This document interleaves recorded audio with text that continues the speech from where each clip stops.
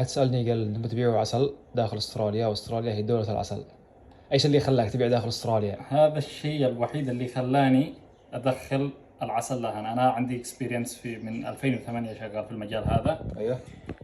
فكان ايام كوفيد، ايام كورونا، كان عسل المانوكا الشهر عندنا في الدول العربية.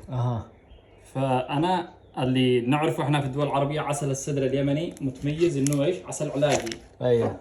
فايش سويت؟ اخذت العسل وفحصته في نيوزيلاند ايوه. في مختبرات ايش؟ عسل المانوكا. ايوه. طبعا النتيجة اللي طلعت نتيجة مفاجئة جدا. يعني طلعت الدرجات اللي اخذناها في العسل السدر بالفحوصات. ايوه. توتال اكتف اللي هو قوته في قتل الميكروبات والاشياء هذه البكتيريا مثلا من 25 ل 32. ما شاء الله. يعني ما يقارب 2000 ام جي او. يعني لو تشتري عسل مانوكا بنفس الجودة هذه ايوه بيكلفك تقريبا 2000 دولار. الكيلو يكلفك تقريبا 7000 دولار. عفوا، قصدك بنفس الجودة حق اليمن؟ بنفس الجودة حق اليمني هذا اللي موجود اللي انت جبتها من حضرموت يعني؟ بالضبط.